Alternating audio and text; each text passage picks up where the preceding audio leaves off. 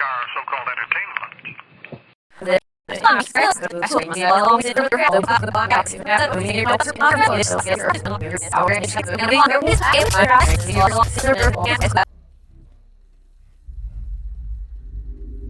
Hey there! This is Brie Larson, avowed fan of Finnegan's Wake by James Joyce here for McLuhan videos.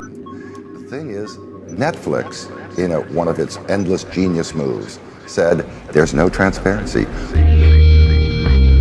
Netflix has unveiled its most comprehensive engagement report to date, giving viewers and competitors the inside scoop on what people are watching. But what does this mean for Netflix's content strategy moving forward? Yahoo Finance's Alexandra Canal joins us with more. Allie, what's the deal here? Yes, I mean the most comprehensive report, not just from Netflix, but really any streaming giant that we've seen. From the investor perspective, I'm not sure it's going to move the needle too much, at least right now. We didn't see much of a stock reaction after the release of the report. But certainly for creators, for Netflix partners, even for advertisers, this is incredibly useful information. And just parsing through some of this data here, a few things stand out to me. Number one, all of the top titles on Netflix are original series and films. We know that Netflix has about 45% of licensed content. So let's get into it, because I don't want this to be fully depressing and negative.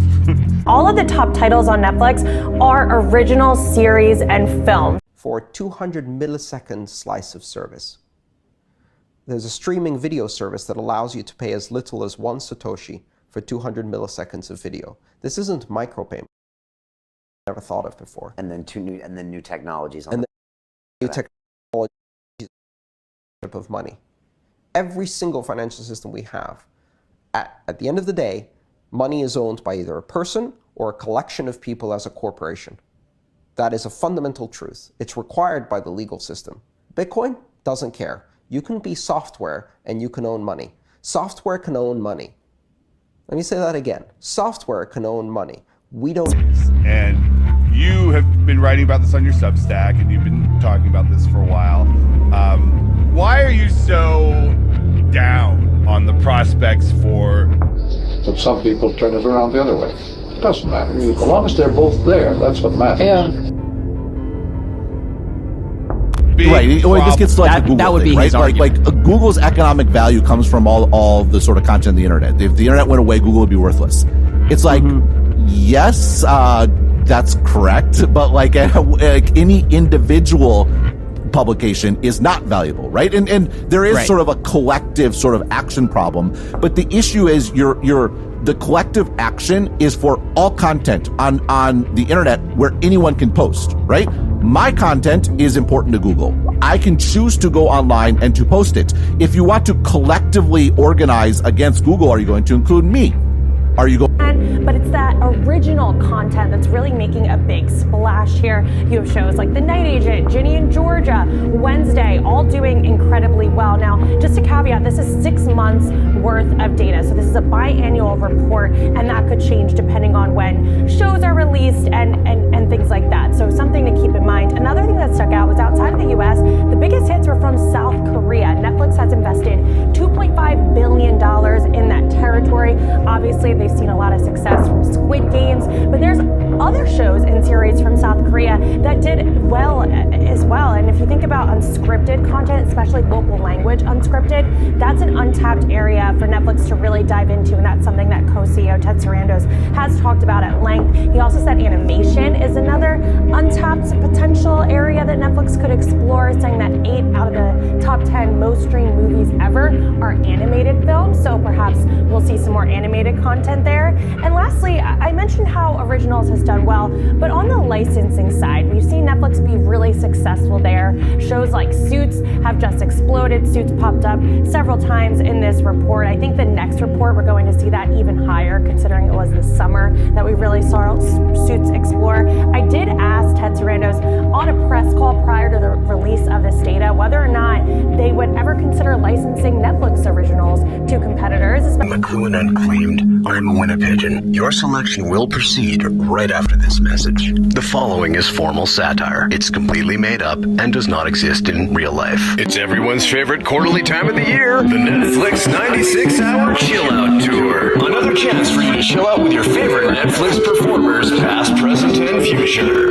At the only multi-locational global bricolage on Earth. All the partners you've grown to expect and some new ones will provide 96 straight hours of Netflix innovation at your local movie theaters all day, all night, for 96 hours. Your chill-out app automatically enters you in the usual contests for production memorabilia, what you call swag, a chance to have your question asked, and of course, 27 lucky winners will receive 1 year of free Netflix upon check-in. This could be anywhere in Winnipeg by the Assiniboine or the Red River. I see. Suits Explorer. I did ask Ted Sarandos on a press call prior to the release of this data whether or not they would ever consider licensing Netflix originals to competitors, especially as licensing picks up steam.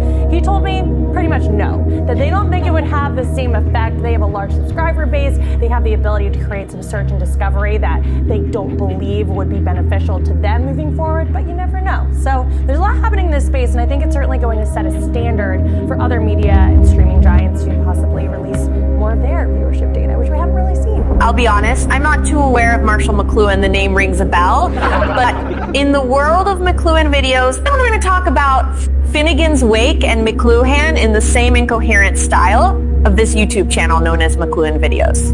Enjoy, I guess. He's going for his 500th subscriber. Riveting fucking shit. And this video wanted to start this way. Beginning will be in the middle, and we're in the midst of the show. As it's happening, don't fuck around. As Gilbert Keith Chesterton used to write, what the fuck is wrong with the world?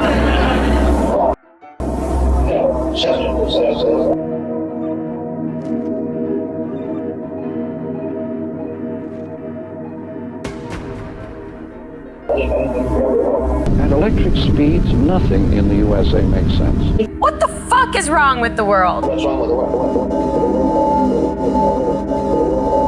In fact, on page 254, sentence 3 of one of his 10 copies of the book.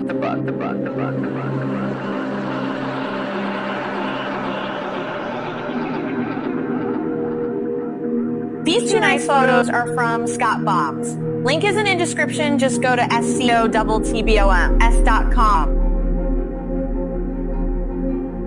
Probably the one-off Fordham edition. He wrote me, Moonchild, and identified that as his name being Mirashal McLuhan. The moon reference is his birthday, July 21, which is the actual day that the moon had a footprint from Neil Armstrong. Is that true? No, but sometimes, if I haven't read the book, I'll use 6996. Let me tell you something. What is the mission? And now I'll read Finnegan's Wake. I just want to sample quick. I had, across the street here, I had an office at 96 St. Joseph Street. And when I got this grant to do a study of media from the Association of American Broadcasters. Only if you admit that you just wanted to include this news item so you could quote some more Cable Cowboy. Yes, we have to bring it back to Cable Cowboy. So here is John Malone at Liberty Media's Investor Day in November 22. At the moment, he says, there's a lot of blood flowing down the gutters of people who are streaming. Some of them can afford it. Picture. Evocative and accurate. Some of them can afford it and some of them can't. So my guess is the ones who can't will ultimately have to look for some kind of consolidation or exit. But I think the question you and your viewers have to focus on is the distinction between library entertainment services and live, whether it's sports or news or other kind of talk shows. Think laughing and singing and so on. It's the Princess Nausicaa going down to do the laundry on the shore. Okay? things that are like you, okay? And actually, that is exactly what was going on up until fairly recently, where women were all together. They did all the chores together. They did the laundry. They did the cooking. I can remember this from my childhood in Endicott, New York, upstate New York. Among the immigrant Italian women, all four of my grandparents, plus my mother, were born in Italy. And so I actually had that experience. The experience that went on for thousands of years in the agrarian era. Women all together. In fact, my mother described as a small child in Italy how all the women would get together to do the laundry and go up the hill to Il Sorgo, which was a fountain cut out of the side of the mountain. Probably went back thousands of years to the Roman period and so on. She remembered the singing, the picnicking, etc., etc. Okay. Financial news. Of course. Live, real time. Okay. Completely necessary at all times, John. Yes. Well, here you have a real anomaly. Okay. Because when it comes to live, which has really always been the backbone of broadcast, and broadcast continues to survive, but under real pressure as big tech competes for sports. You take him off the ballot to protect a democracy. Adam Curry, John C. Dvorak. It's Tuesday, December 24th, 2023. This is your award-winning Give Our Nation Media Assassination episode 1619. This is No Agenda. Making a list, checking it twice, and broadcasting live from the heart of the Texas Hill Country here in FEMA Region number 6 in the morning, everybody. I'm Adam Curry. And from northern Silicon Valley, where I've concluded that broadcasting live sports events over streaming services doesn't work, I'm John C. Dvorak. It's Crackpot and Buzzkill in the morning. That fast action bringing you down, huh? Getting that ghosting, getting that trailing, getting that not-so-good picture? No, that's not what happens. Oh, what's the problem then? It just crashes. It crashes? What are you watching? Is it YouTube TV? Well, no, let's just quickly. Okay. The NFL, which is a corrupt organization, the way I see it, they just take whoever throws money at them. Look at Taylor Swift, yes. On the Golden Globes, we have fewer camera shots. Whoever throws money at them. Mm-hmm. And so the Amazon decided to stream live football on Thursday nights. Okay. Nobody liked these Thursday night games anyway, so I'll let Amazon do it. So they live stream. It doesn't work. It doesn't load. It says, oh, go to Amazon, help. You can't get your video. And then it loads. All of a sudden, you'll get a bit of it, and then it crashes with a message, something happened. Okay. And so you have to go back and reload it again and again. Wait, it doesn't say something went wrong? Yes, something went wrong. Yeah, that's what it says. That's my favorite message. Yes, something. You've seen that. Not during sports ball, but yes, I've seen this. Yeah, well, Amazon is overwhelmed. Their Prime Video is out of control. And yes, you see that message. I tried to watch Reacher. I had similar problems. But when you try to watch the Thursday night football game, except I suppose in some areas, it's almost impossible because it's all going through one small pipe. Normally, a football game is distributed all around the country through local stations over the air and even on local cable, and it's easy. It gets distributed. It's fine. It's not one thin pipe, where everybody has to go to this pipe to get their stuff. This is a stupid idea, and they're going to promote it even more because I guess they just did a game recently where they streamed a football game on the Peacock network. I don't even know how to get that, and nobody watched it. This is unbelievable. This is unacceptable. John C. Dvorak's pet peeve of the day. Wow. Twice in a month. Start off with a complaint. What's going? Well, it's clear what we need to do. We need to buy up a whole bunch of those local OTA stations, and then and start broadcasting live sports. I mean, it'll have to be badminton with what we can afford, but. Live sports. I mean, it'll have to be badminton with what we can afford, but it'll be a start. We can do it with a fund. I'm Adam Curry. And from northern Silicon Valley, where I've concluded that broadcasting live sports events over streaming services doesn't work, I'm John C. Dvorak. but under real pressure as big tech competes for sports. So whether the economics of sports continuing to drive broadcast, the anomaly is that network neutrality, the government policy, creates this crazy world in which Amazon can go buy Thursday night football. Live football on Thursday nights. That's right. Look, actually, we're in the linear business. And I love my bundle. I think it's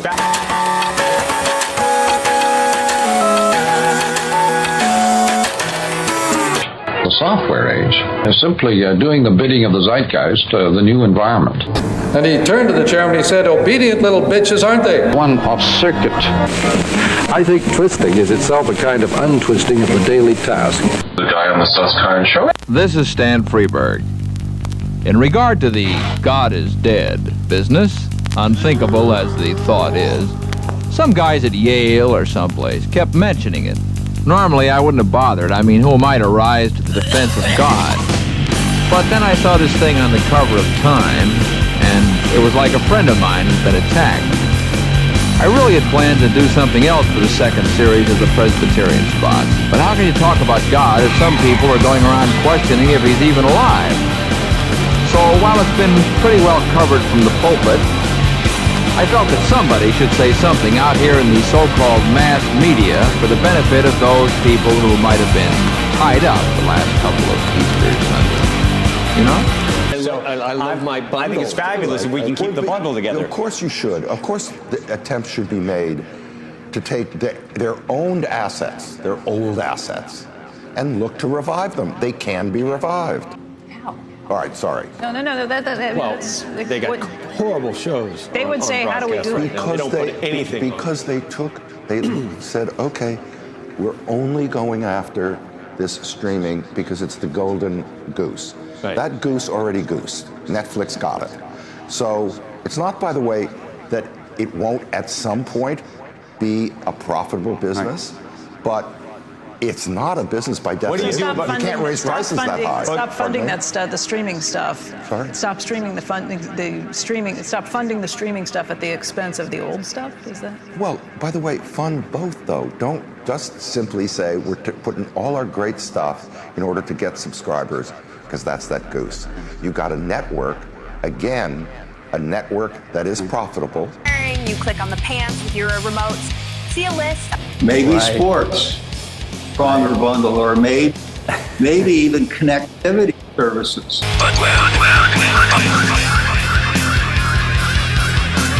Will turn out to be. That has declining viewership. And why does it have? Because you don't put any hit shows on. Okay, but what do you do about the sports piece of it? So you have the traditional legacy companies that need sports, want sports, and have to bid against Apple, Amazon, Google. How does that play itself out when there are going to be companies that can afford to pay more and maybe irrationally so? Okay. Nobody liked these Thursday night games anyway, so let Amazon do it. For multiples of what the industry has been paying. Warren Littlefield wrote that if you would have given him another season of Seinfeld, he would have paid you $110 million for the year. I could have got more than that. The love affair between the people that were making the show and the audience was so intense. It was so white hot. I had to respect that. And I could not go to that point where it starts to age and wither, and it can only be, and it doesn't take long. It's a small amount of too much cake, too much anything, but do you think, and changes the whole feeling about. So we had this wonderful, intense love affair. Right. The people are making the show and the audience, and I wanted it to end with a fireworks burst of, it never was bad. And for distributors like Charter or Comcast. And then a year later, November 2023, talking to CNBC, he says, I think we're going to see very serious distress in our industry. There is an exemption to the antitrust laws on a failing business, At some point of distress, some of the restrictions, they look the other way, they being the regulators. And then, is that true? Well, that's what he said. We'll see. You're the lawyer on the show. Yeah, 2024. Let's see what happens with this Paramount Warner Brothers merger. Another appearance in November. This is from the Hollywood Reporter. They write, speaking at the Paley International Council Summit in Manhattan Wednesday, John Malone pointed to Amazon's purchase of Thursday Night Football as an example of a, quote, upside-down regulatory world, which he said allows tech platforms like Amazon, who have deep pockets and don't have to pay transport costs, to easily outbid traditional cable companies. This could eventually, quote, destroy localism in television, news, and sports, he said, while urging the broadcast industry to speak up and fight back against regulations that allow the big tech entrance into the space. He added that he believes big tech companies, quote, would have swallowed old media already if antitrust regulators would allow it. Perhaps. So you might see some specialization that leads to profitability earlier for segments, for subsets. I'm a believer in an a la carte menu for the consumer. It would appear that Disney's approach is to bundle internally. In other words, have 3 or 4 services streaming that you can combine and try and satisfy a broader... Greetings, shareholders. And major shareholders. All major shareholders. Obviously, major shareholders. We are the shareholders. There's, shareholder. A shareholders meeting would resemble household, but all internally. There may be opportunities for streamers to bundle with other streamers, not co-own, and there may be...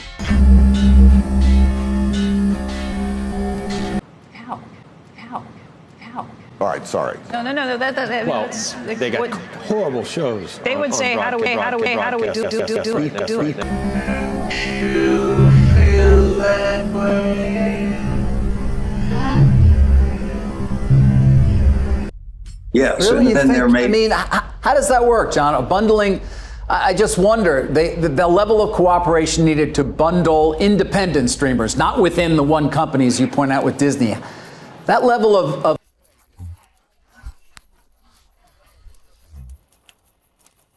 only if you admit that you just wanted to include this news item so you could quote some more Cable Cowboy. Cooperation. Do you really think you could ever see that?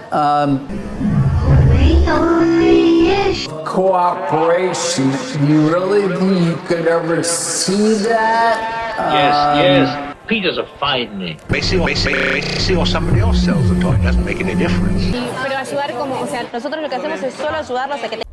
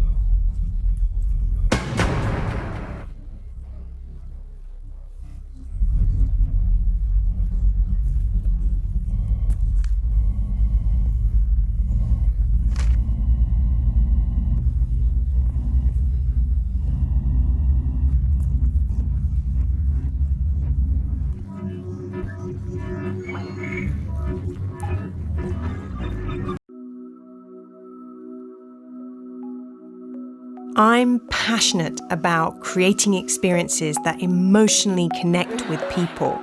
From the TED Red Circle and the big high energy stages. And with you on set.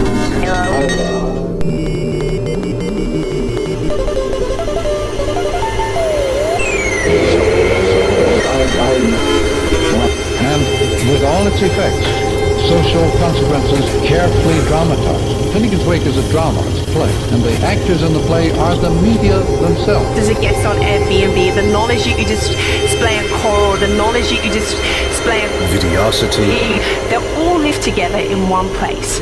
And this will live in some kind of reputation dashboard. There has to be a stranger who may have a philosophical doubt.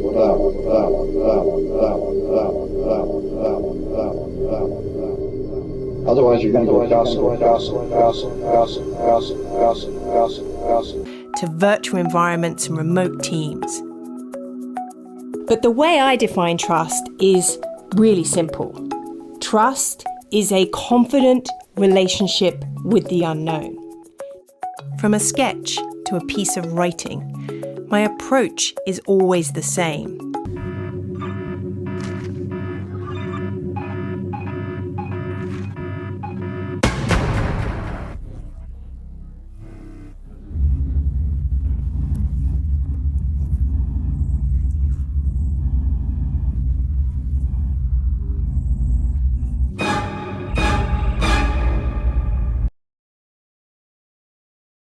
Más clientes, solo por...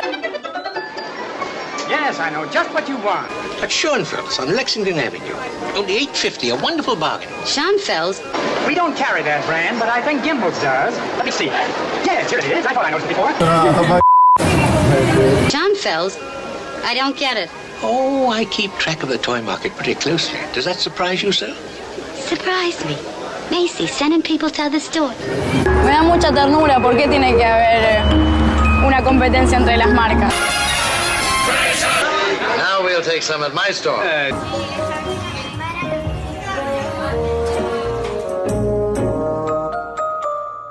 Well, listen. What do you want for Christmas, Peter? I want a fire just like the big ones, only smaller. It has rows. It's got 12 water, and I won't do it in the house. I'll only do it in the backyard. I promise. Macy's ain't got me. Nobody's got me. Well, Peter, I can tell you're a good boy. You'll get your fire engine. Oh, thank you very much. You see? I told you he'd get me one. That's fine. That's just dandy. Listen, you wait over there. Mama wants to thank Santa Claus, too. Listen, what's the matter with you? Don't you understand English? I tell you, Macy's ain't got me. Nobody's got me. I've been all over. My feet are killing me. Fine thing, promising the kid. Now, you don't think I would have said that unless I'm sure, do you? You can get those fire engines at Schoenfeld's on Lexington Avenue. Only $8.50, a wonderful bargain. Schoenfeld's? I don't get it. There may be opportunities for streamers to bundle with other streamers, and there may be.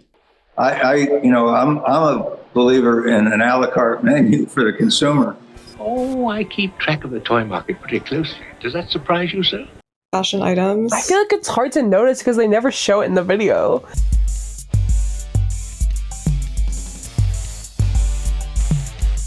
For sure, small business vibe to it. Like, I feel like I would see ceramics and stuff on there. This isn't it. Scrubbing and scrubbing by repetition the images of the day.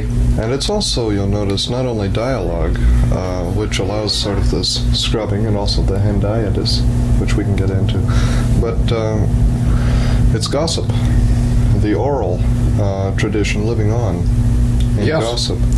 And which is also the tribal world of village interplay and interface, to which the electric age brings us back so rapidly. Finn again, only this time wide awake. All the philosophers, all the scientists now living are unaware that there is such a thing as visual space, and that they have been living in it for 25 centuries. Really? I feel like it was just like big Essence brands. Or like those in-between brands like Maj and Sandro and stuff you could get online. Shopping is entertainment. Yeah, but see now we're all probably scrolling through. I'm like really entertained by scrolling through this TikTok shop thing right now. See now I'm getting like weird like lung cleansing tea blends and stuff, which look really suspicious. We need and to like backwoods wait, you know what I keep beanies. seeing is the 100 envelopes money saving challenge, which is so depressing because it's basically like just saying Save $1 a day. Yeah, do you guys get those Oh people my that are like, this is how I do my God, budget, and like they do it all in these like envelopes and like these cutesy little binders and stuff? No. Like they only use cash and Bring back the old email. New synthetic vocalization styles as a voiceover representative from McLuhanvideos. Whoever it's the station pays a small license fee for the program and trades commercial time for the balance. Base lighting and free split barter, an arrangement whereby the station pays no license fee but retains some of the time for its own sale. Some programs begin as a full and beta cable service barter show, and as they become more popular, move to cash barter, split barter, and if they become a hit, systems offerings to customers. Originally it was cash syndication. The most popular striped shows used to denote the earning that a subscriber are often bought in a cash barter transaction. Yeah. More power to them. Yeah. Works for them. It's true. $1 a day. Dude, the fragrance shit is insane. There's like so much of that fake like pheromone like body oil that makes men go crazy allegedly. Yeah. We need to, oh my god, this is like such a loss for feminism just seeing all this stuff. I know. Wait, I just saw a really cute bag that's shaped like a chicken. Wait guys, we have to get back to podcasting. Let's get out of this hole. But I need the Latina cat pajamas. You know, I'm seeing some delicious cookie pies that I want. Yeah. Resist, oh my god. Guys, we can't No, now that I'm like, why is it so cheap? Like, okay, Yeah. anyways. Well, anything else to talk about? No, nothing else to talk about.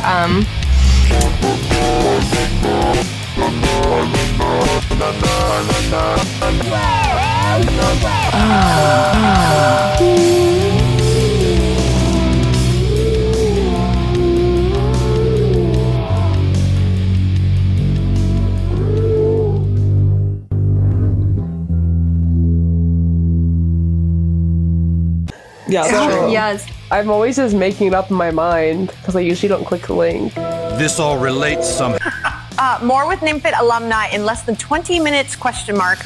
It's all relative. It's all relative. Well, a lot of it does feel, you know.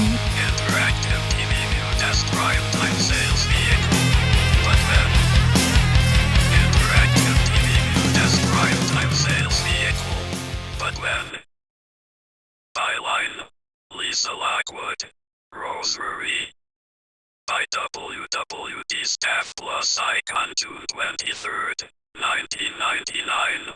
12 a.m. Share this article on Facebook. Share this article on Twitter. Share this article on Flipboard. Share this article on Pinned. Interactive TV viewed as primetime sales vehicle. But when? Byline. Lisa Lockwood. Rosary. New York, picture this. You're watching Friends on your new interactive television. And love the BCBG cropped pants Rachel is wearing. You click on the pants with your remotes. See a list.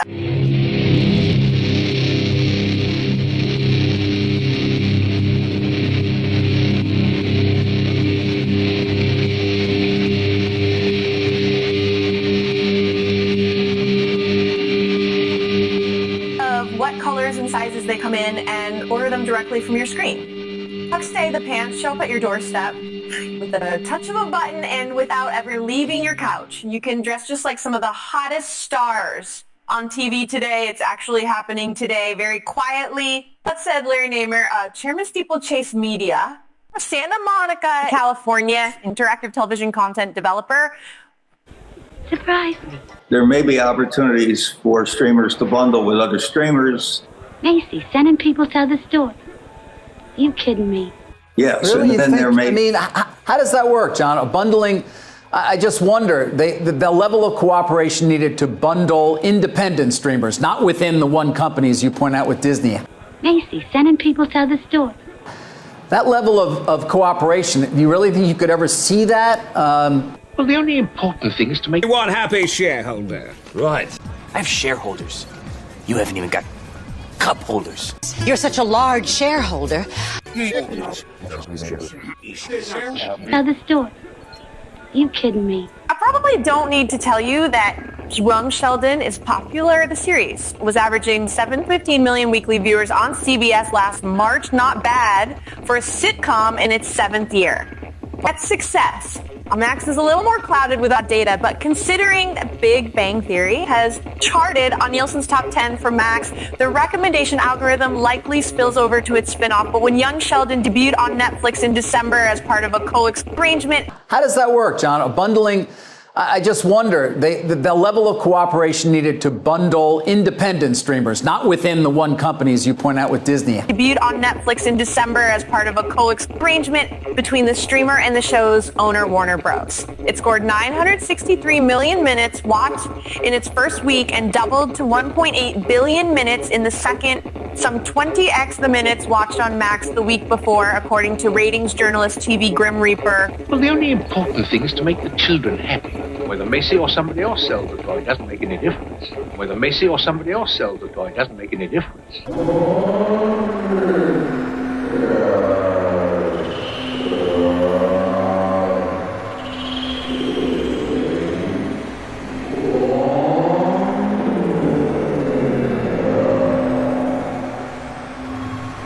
Whether Macy or somebody else sells the toy doesn't make any difference.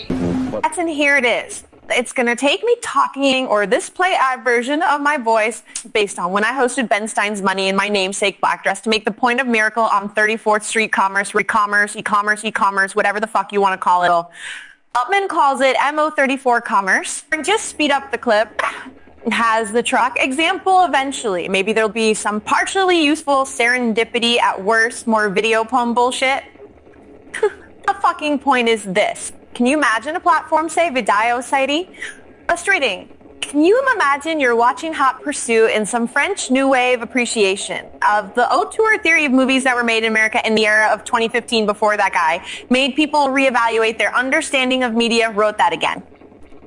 Mars a Cludoodle-Ludo, and through watching this on Peacock, they fulfill the sale of this Chevy truck via this movie, and whomever owns the movie gets a commission. Peacock, NBC gets a commission, and let's say a random access, as John Malone would say, a random access member of the public indexes. The exact match Chevy truck that pictures vehicles said Reese Witherspoon is driving in this film. In fact, the guy in picture vehicles may have done the indexing, and he gets some rep cap points or part commission for the sale. Thus, my friends, is the long-winded explanation that you probably still don't fucking understand. Maybe people call this shit something else. McLuhanvideos calls it MO34 commerce. Whether Macy or somebody else sells the toy doesn't make any difference. Or Kringle commerce. Hopefully through some miracle, this is comprehended without some fucking asshole saying, oh, that exists already. It fucking doesn't. Not like this, not inside the fucking video, no more characters for my voice. The convolution of these videos will continue then. Apologies about the swears. They say profanity is the attempt of a weak mind to express it.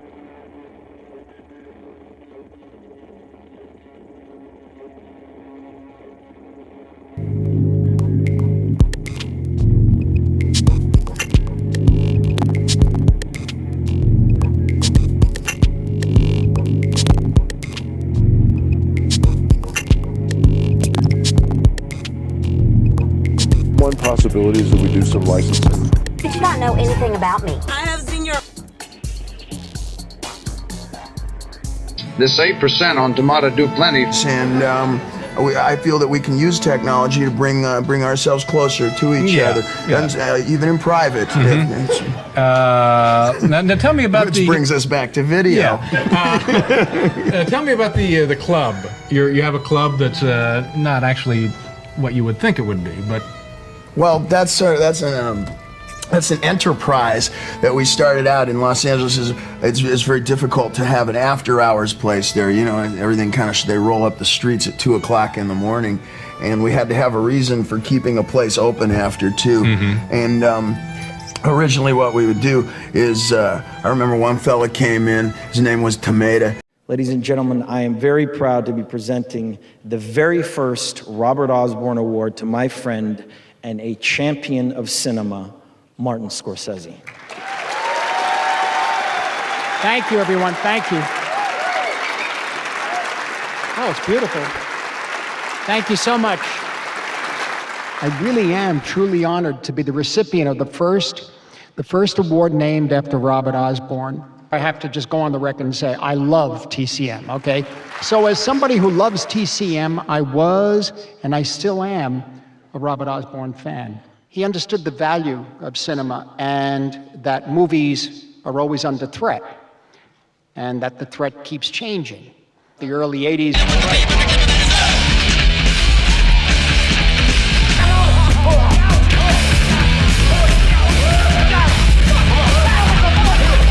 Tomato came in to do an exhibit. It's an art gallery is what we called it. Tomato. And Common ground and bring the two together. And really, what was that common ground? Culture. The common image or idea of who we are and who we've been and who we're becoming. And the miracle of cinema is that it gives us that common image, that common idea in time and motion, shot by shot. So how can you not preserve cinema? The studios, well, they're very different from what they were in the 1990s. Today, we're no longer dealing with just negatives and prints, but digital files. So now we have a completely new set of problems, new threats. First, you have to preserve these newly created digital materials. If videosity videosity. If it existed, this tweet would have been minted onto a blockchain like the Wayback Machine, just to keep the dynamism, the Z-layer context with the dots and shit. Yes, that'll exist, but sometimes, like a tweet in and of itself is a card and the upload date is important, actually, it's not necessary, and it is. Either or, it's just proof of the upload date, which is next to the significance of what the tweet is. In this case, it's a great classic tweet. Materials. Secondly, there's a more insidious threat, and that's the devaluation of cinema itself. It can all be summed up in the word that's being used now, content. All moving images are lumped together.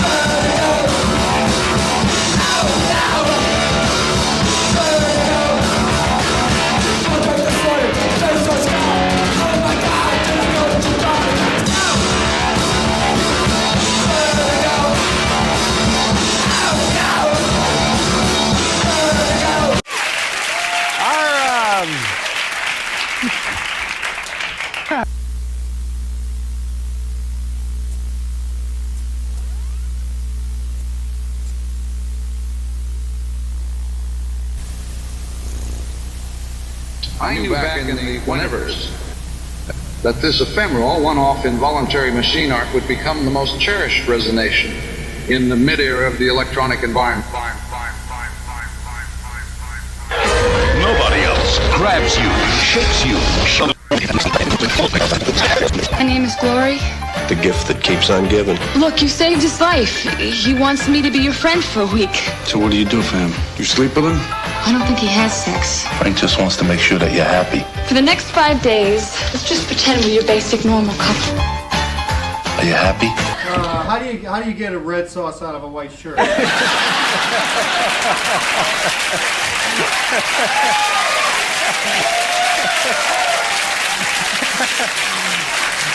Why, you punk! Don't make me come over there. I tell you what, your mother is here. Yes, she is. And I'm told that she is prepared to show us how she makes pizza that is a favorite with you and also De Niro and a number of people. Okay, yeah. we'll do a commercial and then we'll bring your mother out right after that. All right, we're back. Welcome. This lovely woman here is Martin's mother, Catherine. Catherine, pleasure to have you with us on the program. Thank you for being here. And for us tonight, you're making what? Obviously pizza of some kind, right? No, he's supposed to learn. All right. Yeah. What is special about this pizza? Well, it's made by hand. That's Right. why it's special. Now, do you make the dough? Do you start from scratch? I start from scratch. That's right. Now I'll put this on. All right. What do I put on? No, yeah, I'll show you how to put this on. Just All let right. me put this all over. What kind of a boy was Martin at home? Oh, Martin was a gem. Yeah? Always has been. Very good boy. Do you enjoy being in the films? Well, I have to be in the films, otherwise he threatens me. Threatens? And have there been films that you see and you think, and you have suggestions and you tell him about change this or do that differently? Well, he says to me, if it's good, I'll leave it in. If not, it gets out. Yeah. That's it. And what do you think of Cape Fear? Did it scare your shorts off? No.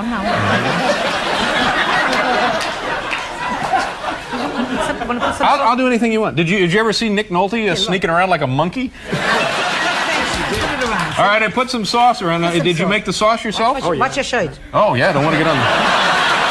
You never get this. Smear it around. That's nice. Not too much. Don't make it too much. It gets too heavy. The horrible idea Rotten Tomatoes reinforces is that every picture, every image is there to be instantly judged and dismissed without giving audiences time to see it. Time to see it, maybe ruminate, and maybe make a decision for themselves. So the great 20th century art form, the American art form, is reduced to content.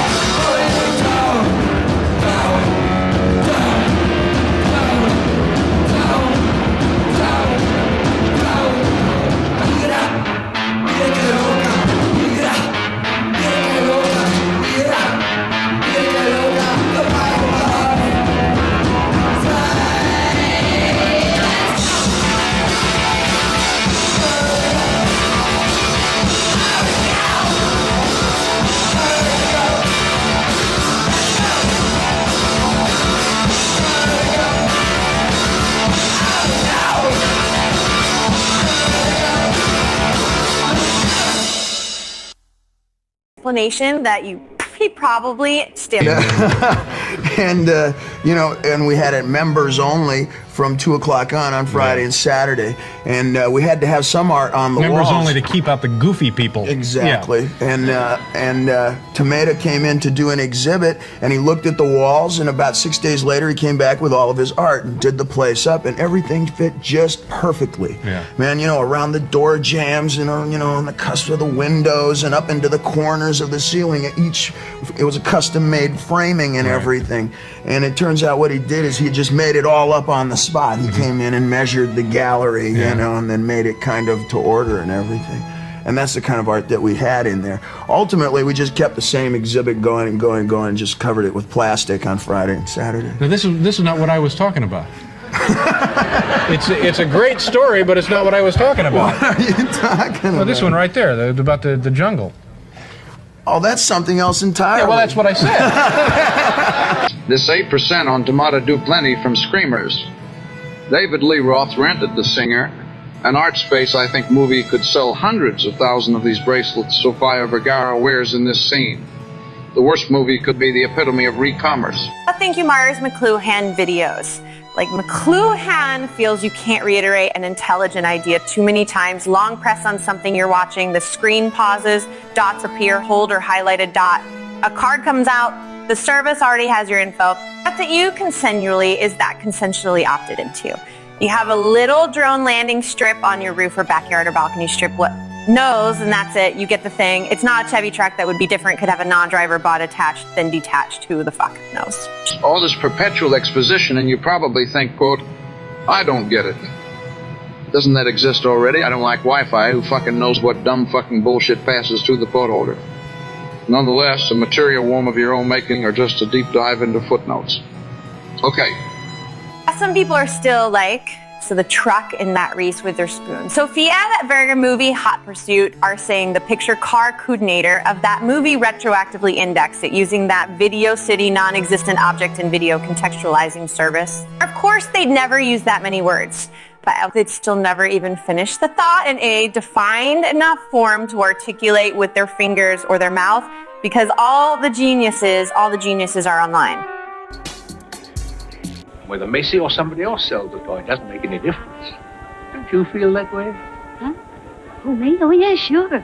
Really, I didn't... ChatGPT. Request my affiliate link. Supreme Court. No, Macy's did. As long as I'm here, they do.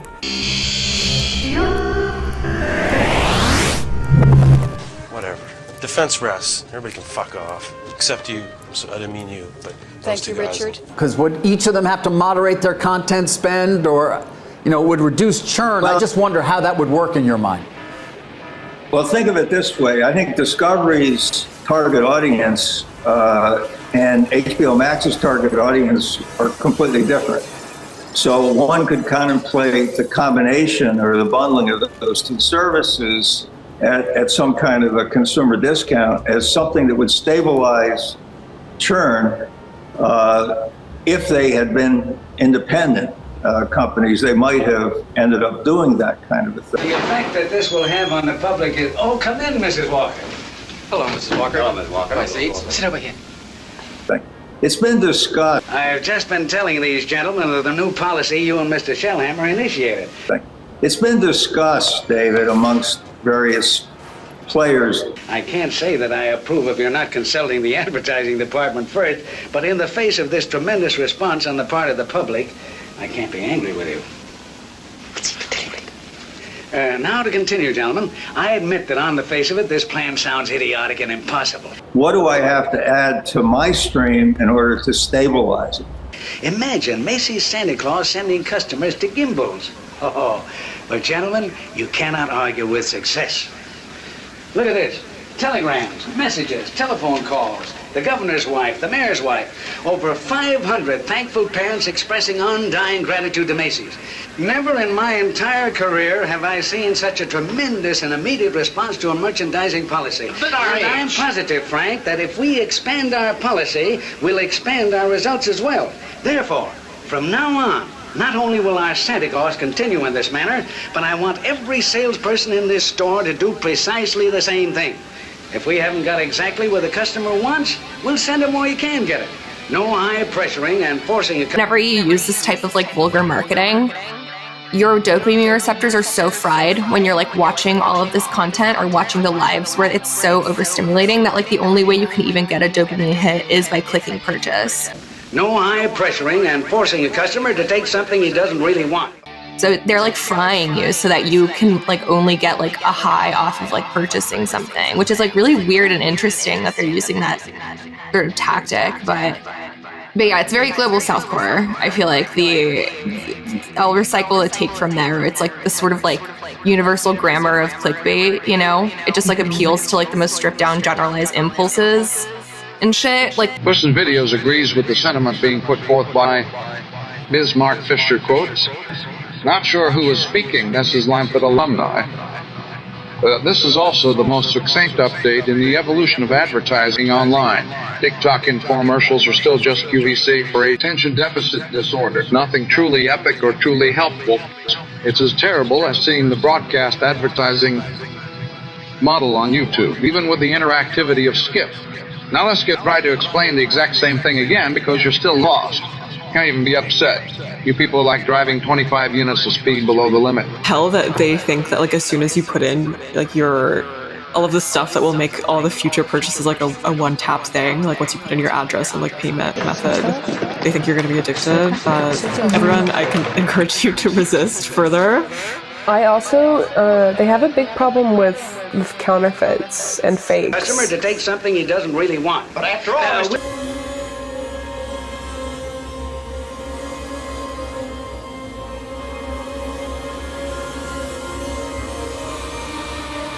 the top 10 actors get paid more than the top 10 executives. I'm not saying either is right. Actually, everybody's probably overpaid at the top end. The one idea I had is to say, as a good faith measure, both the executives and the most paid actors should take a 25% pay cut to try and narrow the difference between those who get highly paid and those that don't. It'll be known as the helpful store, the friendly store, the store with a heart, the store that places public service ahead of profits. And consequently, we'll make more profits than ever before. Oh, yes, I know it's late, and we're all tired, and we want to go to dinner, so we'll continue the first thing in the morning. In the meantime, you fellas get together and figure out the best way to promote this thing. We'll do that. Good night, R.H. Good night. Good night. Good night. Good night, R.H. Good night. Good night. I do about it. Yeah, didn't H&M get rid of returns altogether? It'll be known as the helpful store, the friendly store, the store with a heart. Like even in-person returns, like you can't return anything from H&M or something like that. Yeah, it really is insane how customer service is like better when it comes to more expensive stuff. That's the thing about the live selling and the human interfacing is like I feel like it comes from a place where it's like we miss good customer service and like intimacy with the shopping experience, and so we're kind of like trying to feign some sort of intimacy by like creating a parasocial relationship with a live seller and like engaging with the community of people that are interested in the same things that you are while shopping. Little nuclear family. No, I these days I just stay in and read Amazon reviews Most people read ads about things they already own. of things I already own. So the kids today no longer feel limited to their little private families. They now feel part of a very much larger family. Going too far. Since most of the effects, they don't read things to buy them, I think I'm just looking for a sense of community. but to feel reassured that they have already bought the right thing. To see by like creating a parasocial relationship with a live seller and like engaging with the community of people that are interested in the same things that you are while shopping, right? Yeah, or at least like some semblance of expertise. Like the questions that people ask in these like TikTok live streaming comment sections are just like I want people to ask like, where was this made, you know? Or like what is it made out of? Yeah, I could see luxury. I would buy something luxury from a live stream if it was like actually authenticated. I brought in a Rolex watch that I had purchased while I was in military. I was stationed in Thailand from 1973 to 1975. And while I was there, I flew on Air America Airlines and Continental Airlines, and I noticed that most of the pilots that were flying those aircraft wore Rolex watches, and I was intrigued by them. I always wanted to purchase them, but they were very expensive. Later, when I was transferred to another base, I did some scuba diving, and I knew that the Rolex watch was good for scuba diving. I found this particular watch where I could afford it, and I never used it. I looked at it and I said, you know, this is really too nice to take down in salty water. I just kept it. After I got out of the service, I had other watches I wore, and I just put this one into a safety deposit box. It stayed there for 30 or 40 years. I only took it out like 2 or 3 times to look at it, and that was about the extent of it before I brought it here. What branch of service were you in? I was in the United States Air Force. I entered in 1971. My draft number was 7. It's a pretty low number, huh? That's not really lucky in the draft, right? No. When I found out about that, I either had to join the Air Force or another branch, or I was enlisted by the 1st of January. And what did you do in the service? I worked in munitions, but there's like 4 different branches, and I worked in explosive ordnance disposal. To put it simply, I helped clear roads of landmines, munition storage areas that had been blown up or sabotaged. We cleaned those up.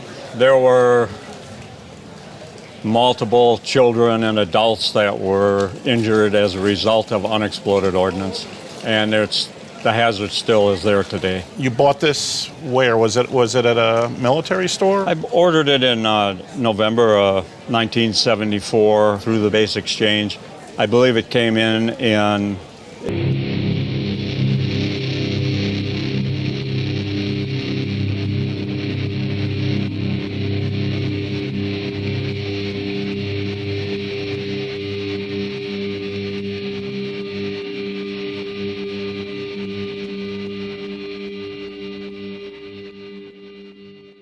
April 1975. The amount that you paid, you even got a 10% discount. It says $345.97. Was that a lot of money in 1975 to you? It was a lot of money for myself. What was salaries back then? It ranged between $300 and $400 a month, if I have it correct. As you know, it's a Rolex. This particular model is referred to as an Oyster Cosmograph. They're also referred to as Daytonas. This is a reference 6263. You saved everything, which is really wonderful. The warranty paper was never filled out and was never numbered. So you actually have a blank guarantee, which is quite unusual. And even over here, this paper is blank. A blank paper today is probably worth about $2,000. If it was like actually authenticated, apparently eBay is trying to launch like their own version of this type of setup. But, you know, like I love salespeople who have expertise in something. Like it's really nice to go into especially a clothing store when they like can actually talk about designer goods. So like I would be down for like a simulation of that experience via live stream. I want to thank you two again, and in your Christmas envelopes you'll find a more practical expression of my gratitude. It's been discussed, David, amongst various players. What do I have to add to my stream in order to stabilize it, to make it more difficult for a consumer to decide to disconnect after they've seen a hot show? It's I think, going to evolve. People will figure it out. It may take bundling with something, frankly, other than entertainment programming. Well, a lot of it does feel, you know. Interactive TV view test drive time sales vehicle. But then, interactive TV view test drive time sales vehicle. But then, highlight, select what, rules for me. IWWD stand plus icon to let me earn 1999. 12 a.m. Share this article on Facebook. Share this article on Twitter. Share this article on Flipboard. Share this article on Tenet. Interactive TV view test drive type sales vehicle. But when highlight, select what, rules for me. We aren't into this. You're watching Friends on your new interactive television. And allows the BCBD cropped pants Rachel is wearing. You click on the pants with your remote. See a list. Maybe sports, stronger bundle, or maybe even connectivity services. But will turn out to be a stronger bundle.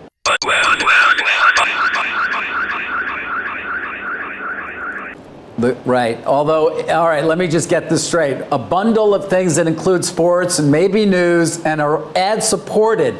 It's reminding me of something. It reminds me of the old cable business. I just wonder, do we end up recreating what we all had? Yeah, you can ask yourself a very simple question, which is, why did TV everywhere not work? Why was it not possible that essentially all of the channels that people were used to watching would evolve to be random access, right? So you can watch them curated and linear, or you can watch them random access. They could all have advertising.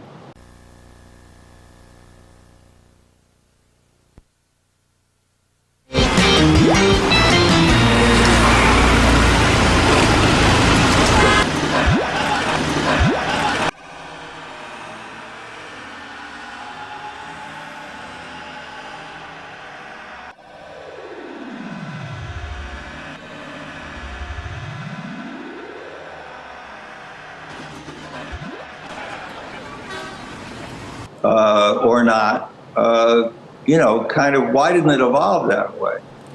So really small. How'd I do that? The Brady Bunch. And I always ask.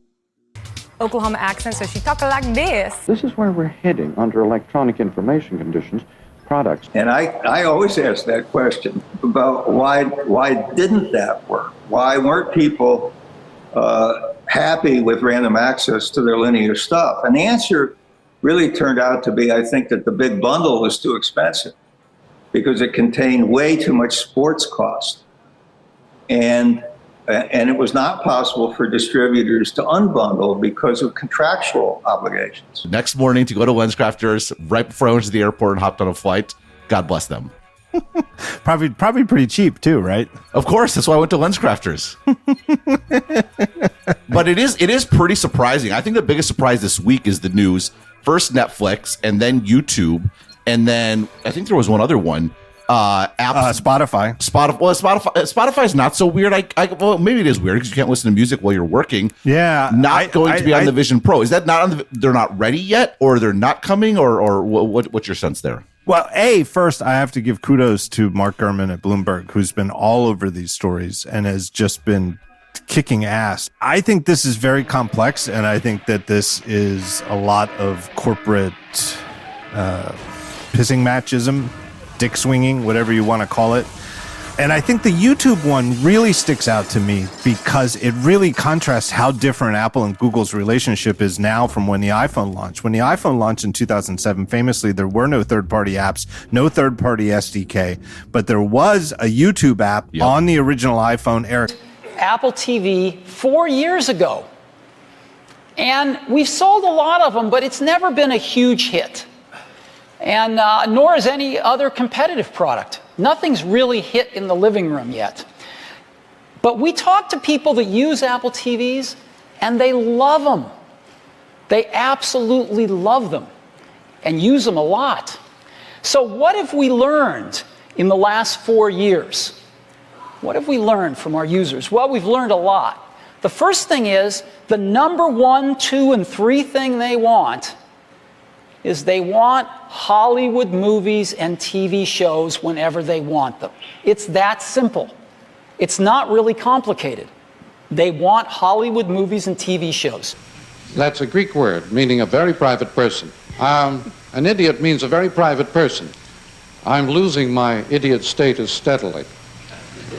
I'm becoming less and less private. I'd much rather be an idiot. Oranges is for 800. This status an athlete might want to keep is from Latin for lover. Ron. What is amateur? Right. Word origins 1,000. They don't want amateur hour. They want professional content. Quote, people are saying I used to feel like this celebrity was my friend, and now they're not my friend anymore. A civilized society. For example, you can get, by immigration, you can get into Canada, but you cannot get into an African tribe by immigration. Exactly. It still regards the ordinary modern work of art as a consumer commodity, which it is not. They do not get the signal to participate. It is like looking at a crossword puzzle and saying, I don't understand it. This tendency of involvement in process, rather than a mere acceptance of a completed package, a consumer package, is what we're dealing with. Poets and painters and musicians have stressed the importance of audience participation. The simplest forms of structure. Every kind of data. Guide, Dali picture of what TV really is. Data classification. He knew that those a rather futile. Those two thumbs containing two TV screens had to have a big interval between them because interval is and touch. Pattern TV is touch. Recognition becomes on the horizon. He put a little bit of brain tissue. Mandatory. The only way of coping to show that the environment with of electric power is instant and central nervous system. Fields of data. We now live inside our own nervous system. They want amateur hour. They want professional content.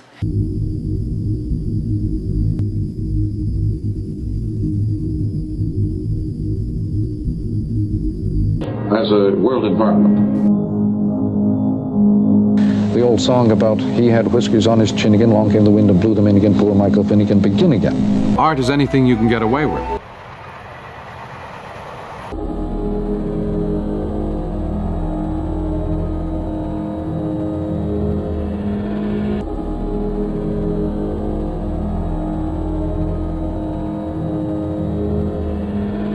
By the way, look at the cover of June 8 TV Guide, Dali picture of what TV really is. Two thumbnails. Now, the interval between the two is the all-important thing. Touch is interval. No connection in touch. And they want everything in HD. The HD revolution is over. It happened. HD won. Everybody wants HD. They'd like to pay lower prices for content. right? The lower the prices, the more they're going to watch. They don't want a computer on their TV. They have computers. They go to their widescreen TVs for entertainment, not to have another computer. This is a hard one for people in the computer industry to understand, but it's really easy for consumers to understand. They get it. You still see that in the reviews. If you put off shopping till now, relax. At JCPenney, the last minute is our finest hour. Our holiday sale has savings. Considering purchasing from TikTok Shop is that incredible discount that is subsidized by TikTok, and I guess the logic behind that is just like making users accustomed to their interface, you know, because I feel like that was like one of the hardest things for me about like integrating my life into Amazon was like the interface was just really ugly. This is a hard one for people in the computer industry to understand, but it's really easy for consumers to understand. They get it. A computer on their TV. They have computers. They go to their widescreen TVs for entertainment, not to have another computer. And it's the same with TikTok Shop, but I think it must be purposeful. You know, that like ugly kind of utilitarian, weird. Yeah.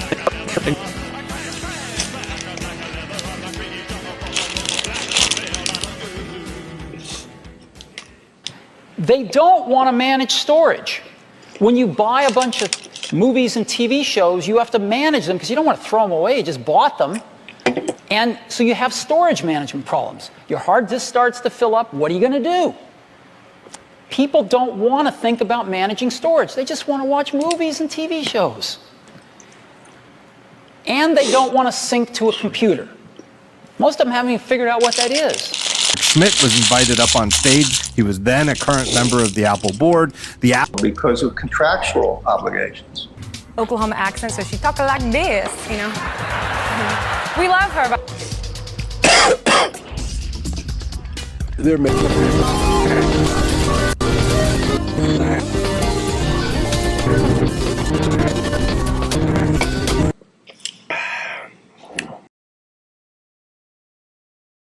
Maybe among the things we're looking at, just in terms of improving the bottom line of the company and basically managing a business to maximum results. One possibility is that we do some licensing. They could all have advertising. Okay, thank you, Bry Larson, Marshall McLuhan here. Obviously, this isn't fucking real because I'd never swear. However, are you understanding this video? Do you still need it logically illustrated for you? And if you say this exists, just unfollow you. A community that perceives and confirms the validity of the perception, such as W, there are 9, count them, 1, 2, 3, 4, 5, 6, 7, 8, fucking 9 icons. Actually, there are 10 if you include the speech bubble, which oddly enough is the illustrated example. Or not. You know, kind of, why didn't it evolve that way? There may be among the things we're looking at, just in terms of improving the bottom. Oklahoma accent, so she talk like this. And basically, Each could have orbiting companies that provide the relevant service, with some paid orbiting grits, we'll call them, to be continuing. Clearly, the female hair icon could be linked to whoever did Olivia Munn's hair for this appearance on Letterman. After Altman did some more research on the internet, Altman was wrong. The hair may have been done by someone named Christian Mark. Put it this way. She definitely used as product Leona Grail Mouse, a Lotus Volume mattress from root to tip on her damp hair. According to Mark, quoted in Glamour from January 2015, you get the point. There could be the Leona Grail Mouse as a Lotus Volume mattress. And fucking Alberto Mosasa 1988. They would be rated for accuracy and the reputation. All this fucking shit is a layer you turn off or on. By the way, but she Quarters of CBS television throughout the solar system and beyond. It's The Late Show with David Letterman. Tonight, Ben Stiller. From the newsroom, Olivia Munn. And music from La Brooks. Plus Paul Schaefer. The CBS Orchestra. I'm Alan Calder. And now your DIY fixer-upper.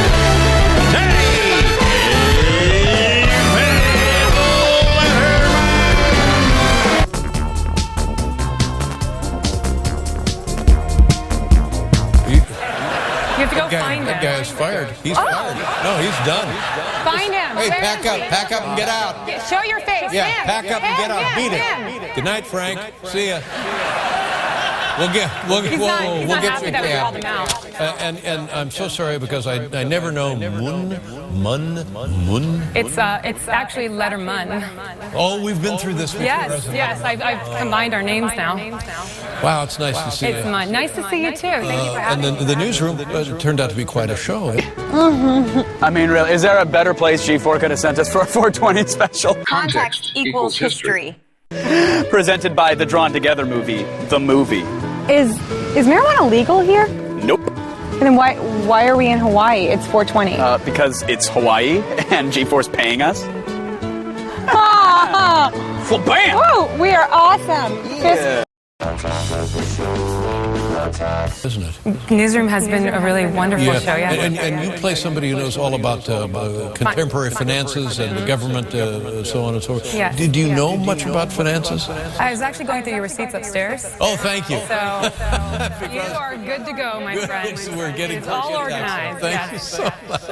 No, I do know because for that show to understand and speak the dialogue, I have to understand what I'm doing, so it becomes a history lesson a lot of times. And do you have people there to help you out with the complicated? Yes, yeah, and I asked Sorkin a lot. Oh, does he know or not know? Yeah, because Podorowski intended his next project to be his masterpiece. he has to do all the research before he writes it. So, Right. And now the show is finishing its third season. Yeah, next week. Yeah. And will there be a big thing at the end? Finale? I think, it's so far away that when we shot it that I can't really remember exactly how it ends. You've already done it. Yeah, we're done, yeah. So you're from Oklahoma. So I am from Oklahoma, right. Do you still have family back there? I do, I have family there. I don't really go home that often, but if you met my family, you'd understand why. What's in ouch. No, I mean, I love them, but my family, we're very classical Asian, I think. Like, we love it at level 2, you know? Like, most people love it at level 10. We love it level 2. I didn't realize there were levels of love. There are. Like, when you see your son, you come home, you hi, I love you. Incalculable. Yeah, it's so much. Can't quantify it. Well, it would be a 10 in my world because ours is a 2 because, like, when I went home last time for Thanksgiving, I had been home for a few years. They always come to California. I come out. I've taken 2 flights to get there. I walk in. I haven't seen my house, my mom, and everybody in a while. I'm like, I'm here. And my mom and my aunts are on the couch watching Korean movie, and this is what I get. Shh, we watch Korean movie. And I was like, No, that's it. That's not right. And that same Thanksgiving, I was sitting and having dinner, and I have an aunt, and she is, my family's Chinese, but born and raised in Vietnam, and they came here the day the war ended. So my aunt, she was young, and she has an interesting Chinese, Vietnamese, Oklahoma accent, so she talked like this, We love her. All this fucking shit is a layer you turn off or on. Either team can win. John and Barbara, have the word. We'd like you to see it. The password is Videosati, which is gorgeous because it will provide a new economy in Barber Rush. It's fucking funny. It's like, do you understand? Do you get it yet? How many more years? Beautiful. Gorgeous.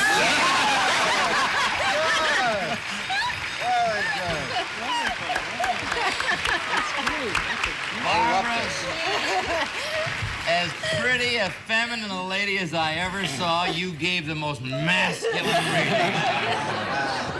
Boy, you got it. You did it and you won it. All right, Al, you won $100, a chance to win $250 in the lightning round. You ready to go? Ready? You kind of destroyed me with that reading, Barbara, but I'll pull myself together. All right, you ready to go? 1 minute. Here's the first word. Go. Cup. Saucer.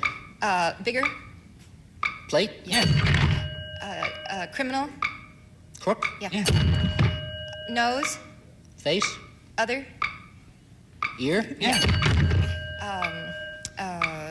Oh gosh. Native. Answer. Vote. Vote. Election. Person. Citizen. Yeah. Cake. Pie. Cook. Bake. Very good.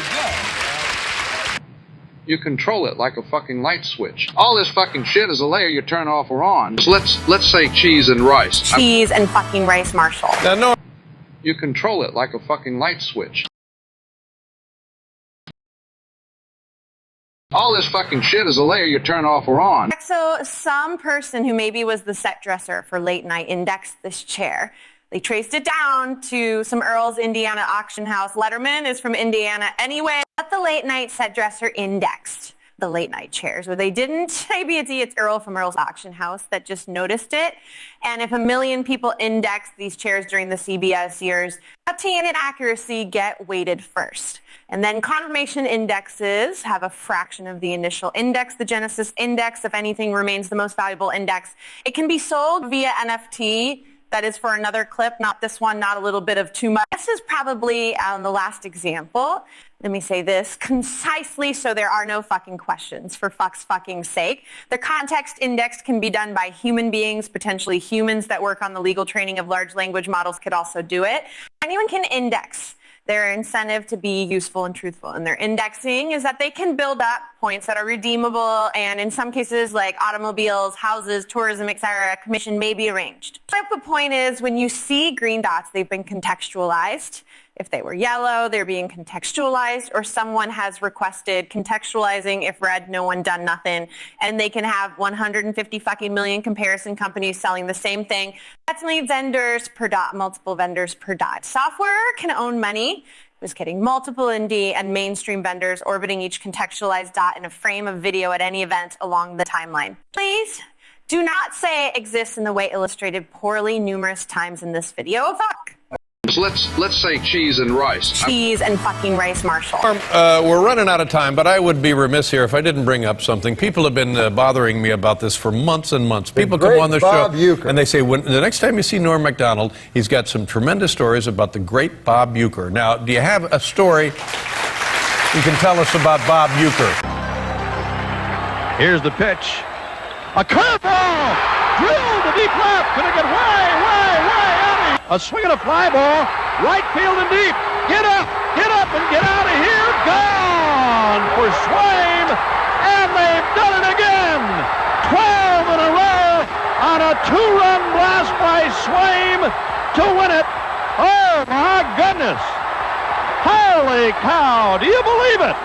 Look at a drive. Left center and deep. Get up. Get out of here.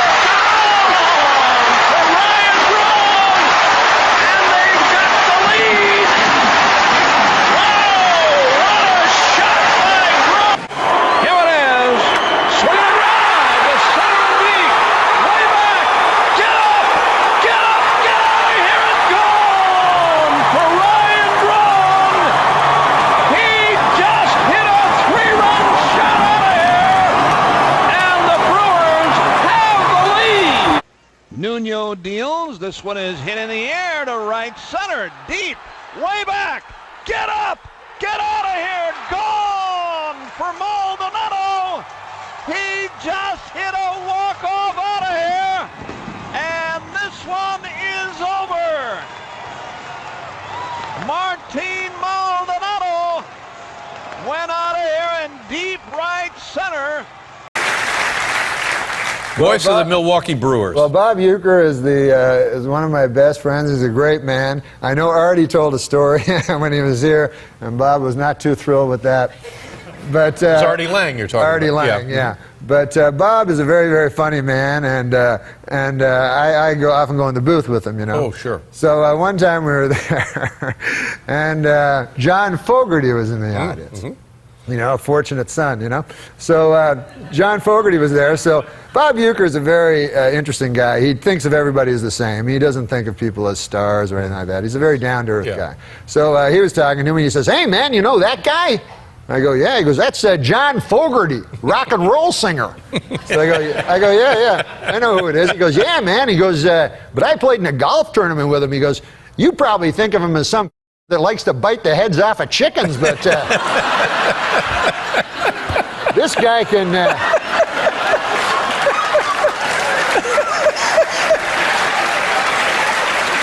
That's exactly how I think of him. This guy can get it out of the sand trap like nobody's business. So he goes, he's got a hell of a set of pipes on him. He goes, come the 7th inning stretch, I'll have him up here. He'll sing for you. So I said, no, Bob, don't do that. Like, don't have him come up and sing for me, please, you know. He goes, what's matter, man? Don't you even know who he is? He got all mad. So I go, yes, Bob, I know who he is. He did Creedence Clearwater Revival. Yeah. He goes, yeah, he did all that.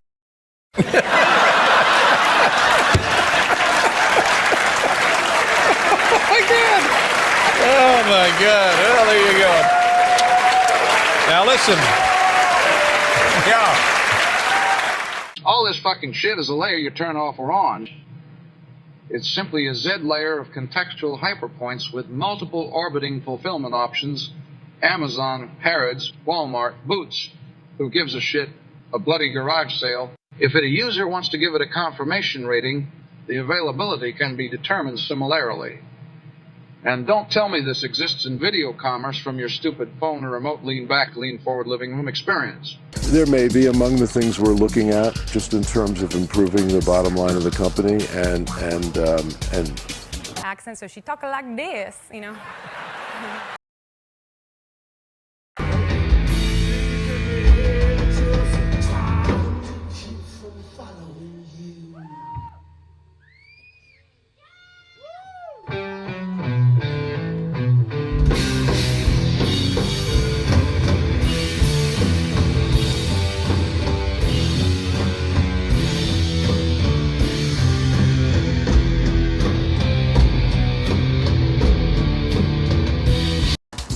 basically managing a business to maximum results. One possibility is that we do some licensing.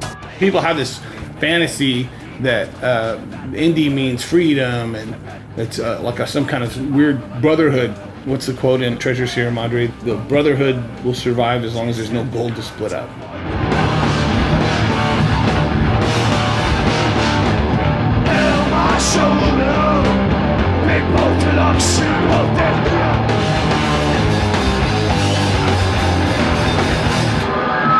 Tom's somebody that, you know, if I gave him $100,000, I wouldn't have to count it when I got it back. If somebody stopped at the office that I didn't know, I didn't want to fucking talk to him.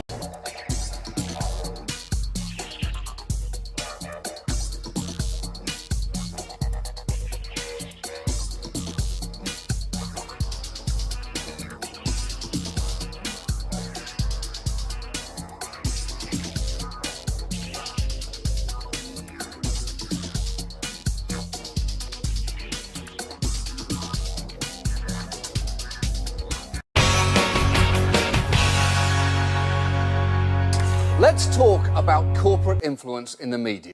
Holy shit, about a half hour left. Have you made it this far? Context as a commodity and Video City, I can't pronounce it, Vidi, Aussie T, like English T, constant comment or context. John Oliver wears Hugo Boss, sold out from Nordstrom. Whatever he's saying, doesn't matter. He's an Oxford man outside, Cockney interior landscape.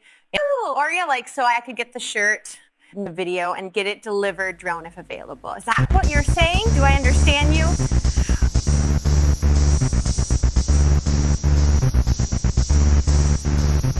For instance, we stand tall. You have to wake up and smell the coffee. Systems and basically create more robust systems. Send to the package as a direct personal service. You know, I can go back to, back to when I was chairman of DirecTV. We had a linear video-only product, and our ARPU was like $122 a month. That's a lot of money if what you want to see is something that you can buy from Netflix for $8. So I think what happened was, for many consumers, the big bundle became too expensive. And the evolution of the big into random access to a la carte channels didn't happen for contractual reasons. But John, so, let's talk a bit about the presence of sports and potentially news in the streaming world and how you see it evolving. You mentioned, of course, sports brought up the cost overall of the linear bundle and may have been one of the key reasons why people disconnected and continue to. But how do you see sports playing a role in this evolving world we're talking about, and/or news, both of which are also the glue, as you've talked about many times, that keeps people in the old bundle right now. Well, first of all, those are the two, really the only two live services left on television, right? To speak of. The grant was number 69, and it came to number 96. And the moment that happened, I said, this is a very good omen. This is going to be a great project. And the project was Understanding Media. Oh my God. I'll show you the first form of Understanding Media when I did for this outfit. It's quite different. Father John Culkin, a friend of ours in New York here, has a way of putting this matter. He says, we don't know who discovered water, but we're pretty sure it wasn't a fish. Whence did the wondrous mystic art arise? Typical of the technique of Finnegan, Joyce regarded the human language as the biggest storage system of human knowledge and perception anywhere. As cleavage, etc. But everybody's got the most amazing records, and the crowd's always great, and it's right in They meant a lot. They were very valuable to us. Congratulations. Now, outside of work, is there anything that you're looking forward to or to accomplish? Outside of work? Ooh, I really want to read Finnegan's Wake.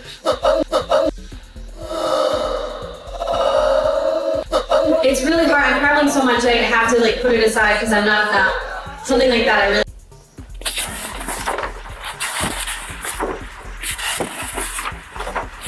I like to feel the pages. I can't read it on a Kindle, so I'm really looking forward to that.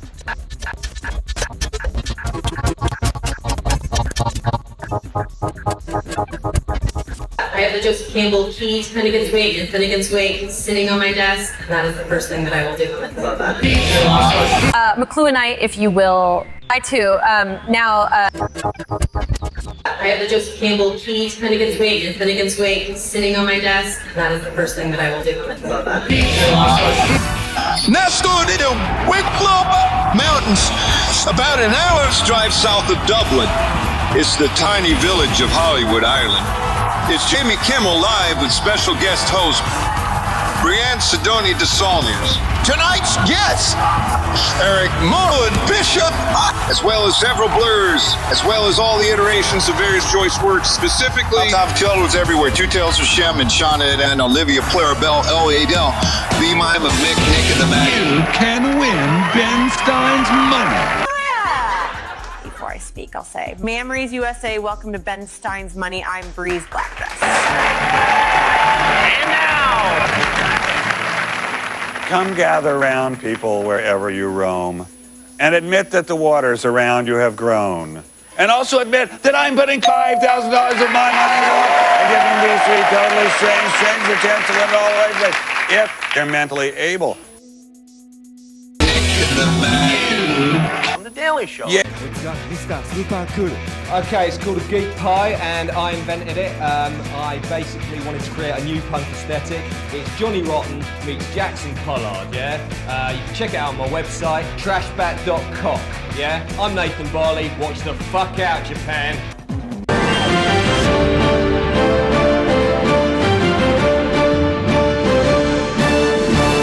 This is the news. From the Daily Show. Yay, the Daily Show.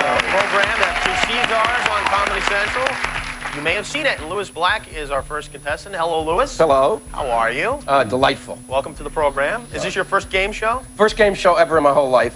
Yeah. Congratulations. Except for what? No, I was trying to come up with a joke and I missed it. All right. A fragment from Work in Progress.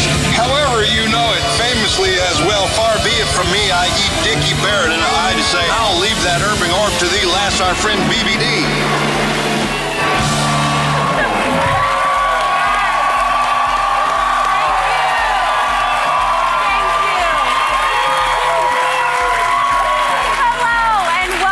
To Ben Stein's Money, I'm Breeze Blackdress. 8008. That's a calculator joke. Disappear and some things pop up with that. McLuhantic. He attaches himself to one of these recurring objects Concern electric technologies such as and survives.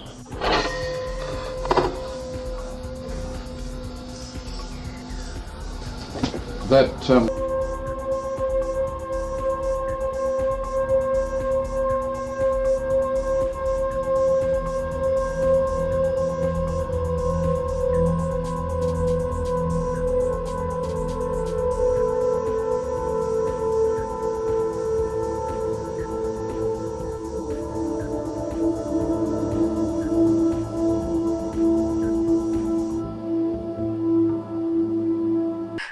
and even Television 10, Thunder 6. Neil Armstrong, Buzz Aldrin. Whom none of you know because stepping on the moon isn't as popular as cleavage, etc. Well, meanwhile, Well-to-do nobodies who can afford to be nobodies. the Kardashians. This Harrison Schmidt fellow must be going, what the hell do I have to do to get famous? The name McLuhan is probably rather opaque, but the name Marsha is less opaque. It is a rather luminous phrase, or maréchal.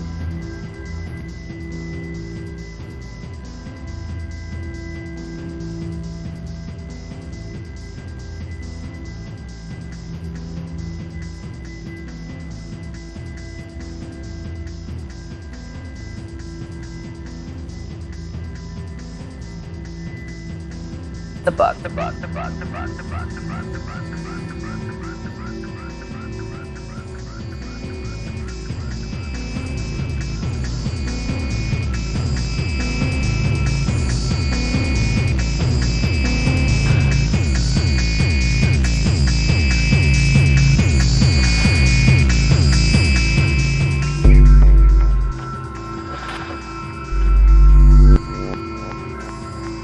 Maréchal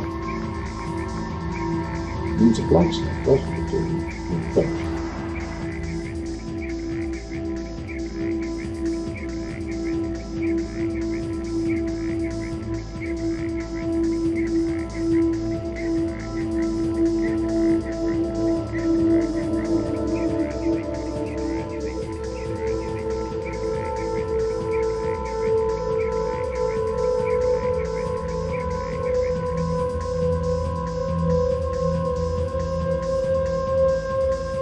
Means a blacksmith, doesn't it, in French? No, Maréchal Ferrand is a blacksmith. Maréchal is...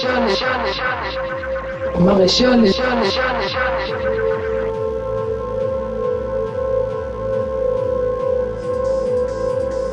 A book by Gilbert Keith Chesterton, What's Wrong with the World? Describe your conversion to Roman Catholicism in 1938 as a... From the age of 10, Marshall delivered newspapers. His route consisted of about 100 papers a day. His mom encouraged it, and he got his brother Maurice to do pitch. Clearly, Marshall got a picture in the paper. Either way, the cosmic meta-narrative of Chesterton and McLuhan is indexable. The whole "what's wrong with the world" theme, what an evergreen phrase. Gilbert. Long pilgrimage and a solitary one, done entirely by reading. That's, I think, true. But it was mainly a literary activity. Maréchal is...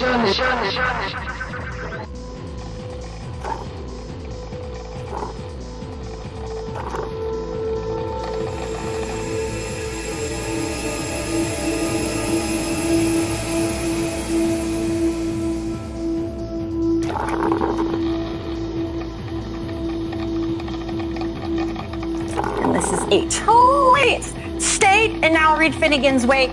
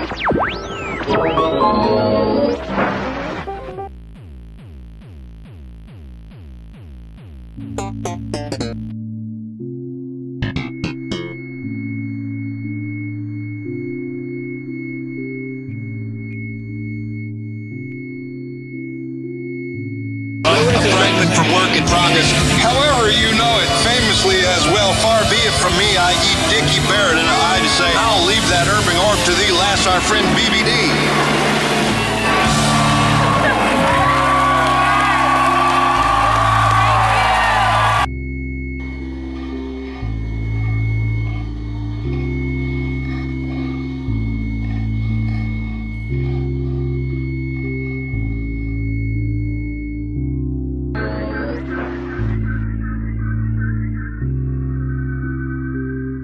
Newhart, I enjoy Newhart much more. Implausible. Nair. Nar TQ Arirno and Brennan Tenero. Who now went down to Nantofer and who has gone to who ordered in their nut? If it was.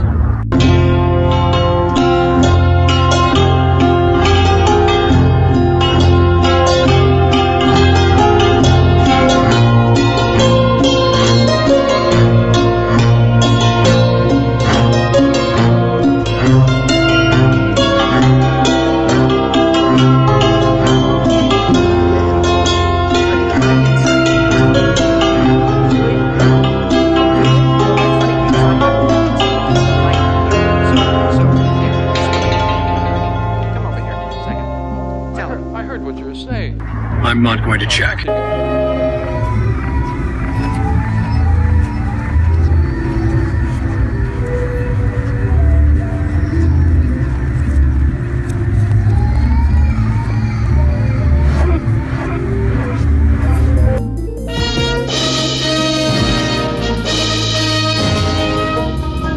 Maverick.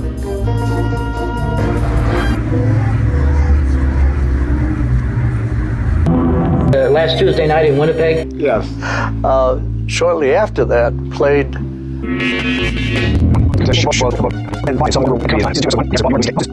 Imagine they talk about comedy. Bob Newhart mentioned that he'd never played a club before. After recording a successful comedy record, he was a little nervous. First two gigs, one in America, one in called the Tidelands in Houston, Texas. One in Canada, specifically Ontario.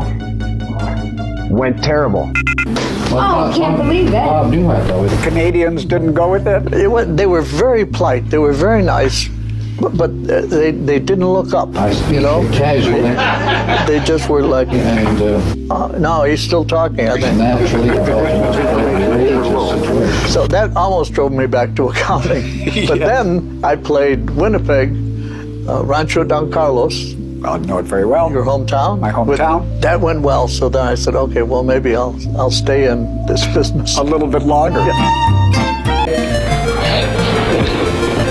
Newhart, I enjoy Newhart much more. As he says, his formula is to speak quietly and rationally about the most outrageous situations. Cousin, I heard you were treating him. You know, you're behaving just like I did last Tuesday night in Winnipeg.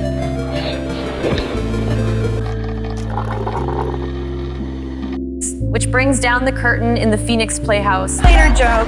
It is Finnegan's Wake time with Bree's black dress. Just keep reciting passages from Finnegan's Wake or Bree's black dress. Get them to repeat everything you say.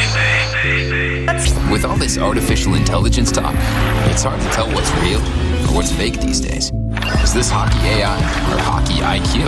Another deep fake? Or just an unbelievable deep fake? Real? Yeah. Right? Yeah. Now I got my start in a movie called Scott Pilgrim, which was actually my comic book debut. There were lots of soon-to-be famous actors in that movie, like names of people who you know. We called ourselves the Blog Pack, which of course is just a really clever line written by McLuhanvideos to call attention to a time before now. It was actually the tail end of the Blog Pack era, but it may as well have been 2006, since most of the text messages in the movie were still emoticons. That's what we're calling general world models. As to litigation, or you were trying to put together a group of publishers. Yes. To sue ChatGPT and others. No, what we want to do is a very simple thing. Okay. Copyright. The copyright law has in it something called, am I boring you, has something called fair use. Right. Fair use means that you can take an excerpt something, and not pay for it. Fair use needs to be redefined, because what they have done is sucked up everything. And that violates, we believe, the base of the copyright law. All we want to do is establish that there is no such thing as fair use for AI. Constitutes a general reprise of the effects of electricity and encapsulates them in the theme of retrieval and rebirth. The art community already has issues with plagiarism. I don't really want to be involved in that. I think you might be. I might be. And Renaissance. It is a commonplace of primitive cultures that thunder is nature speaking, or is the speech of the gods, and they ask the shaman to interpret each clap. It's exactly like that southwestern bell out of DDDD. We always go there. Recently I found new tap shoes there, paint for my little friends.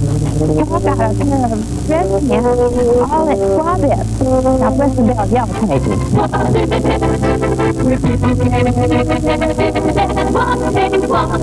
And now, recorded at All Tomorrow's Parties a few weeks ago, this is Ortega, right here on Radio 1.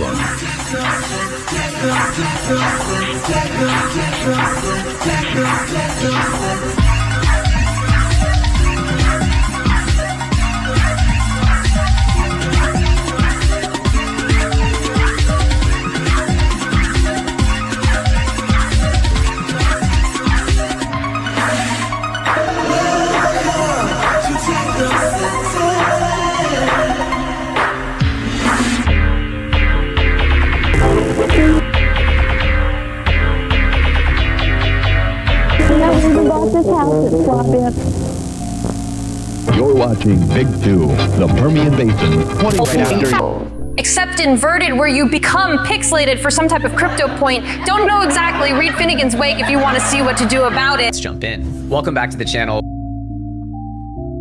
Robbie from Immutable X. As you guys all know, I'm an investor in Immutable X, and I've been following this project for a very long time.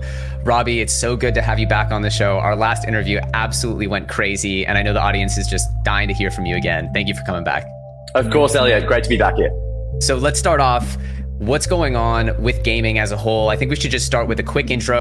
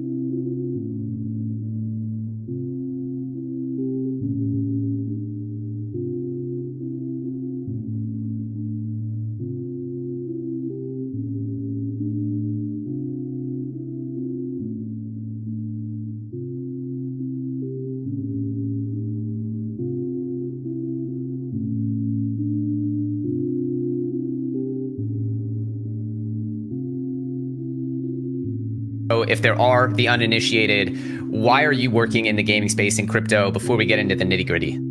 Absolutely. So I've been a gamer all my life. Spent far too much time playing League of Legends growing up and RuneScape. And in fact, the first startup I ever built more than a decade ago now with my brother was a League of Legends betting platform where you could essentially wager on your own matches. And I remember playing RuneScape when I was a kid, and my brother and I shared an account, which was against terms of service. But we basically, one day I took all of his best dragon armor, I took it into the wilderness, I skulled myself. If you don't know what that means, it basically means I put all the assets at risk by attacking another player, and I lost it all. And I felt terrible. So I took all of my pocket money and I went and I purchased gold on the internet to buy all his dragon armor back. 2 days later, the account was banned for real-world trading. 6 months later, RuneScape rolls out real-world trading as a primary service that they offer and that they monetize. And so I think it was pretty clear early on the value that assets could have and the meaning they could have to players, and the raw deal that they were getting by the existing system. And I think there was a much better way. That way was not clear until 2017, where the first ever NFT came out. And it was pretty clear that NFTs represented the opportunity to take the $80 billion back then, now it's $150 billion, spent on in-game items every year. This is not the ability to play games. The vast majority of gaming monetization today is purchasing in-game assets. And players get almost zero value for it. In fact, in games like Counter-Strike Go, they trade literally $12 billion of skins per year. Valve makes nearly $2 billion off that on a 15% clip. And they regularly do things like trade lock assets to make them only tradable once per week. When they did that back in 2018, Opskins, a third-party marketplace worth a few $100 million, went belly up. Players lost billions of dollars of value and billions of hours of time invested in the value of these assets. So it was pretty clear that unlike pretty much every other category of crypto, apart from payments, which was highly speculative, people were saying one day people might use DEXs as a future form of Forex. One day people might use DeFi or Compound as a future form of collateralization and loans. And I'm enormous fans of those projects. I think they're going to change the world one day. But they ultimately require some thesis about the future. If you're looking at $150 billion spent every year and players getting $0 of it, it's incredibly simple to think, well, hey, giving them the ability to sell this stuff later on is immediately a 10x value proposition. So that's how we started. We started by building the first ever multiplayer game on the blockchain that came out in December 17. And from there, we basically started scaling really aggressively. We're now 300 people across the world. We have more than 4 years of runway. We've raised more than $300 million US. And as this recent Polygon partnership, we have 70% of all Web3 games in the world built on Immutable. I mean, some insane stats there, and we'll dig into the Immutable stuff at the end. But you said something really big there, which I think underlines the sort of core thesis that I've had and why I've been so into Web3 gaming since about 2018 when I saw all the other sectors clear out, is that there's no fundamental hypothesis here that needs to be tested. We know that the consumers like to buy and sell digital stuff in this world. Other places, not so much, we don't know. But here we do know, and there's a dollar figure, and it's recurring, and it's compounding and growing.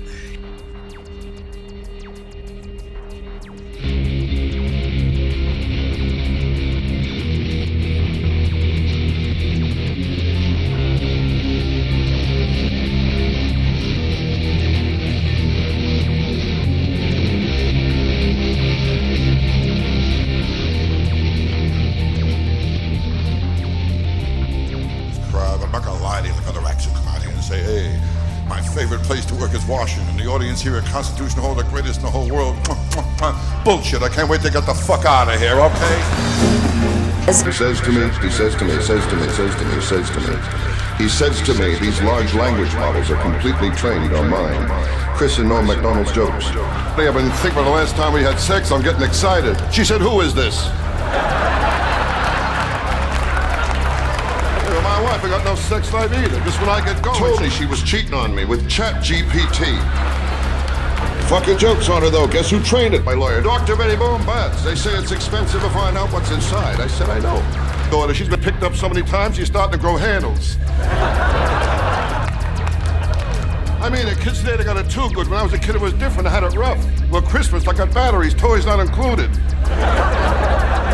But before I get to that shit, let me tell you, I'm reading this fucking essay detecting pre-training data from large language models. I mean, are you kidding? Just fine-tune the alignment, that's how you start.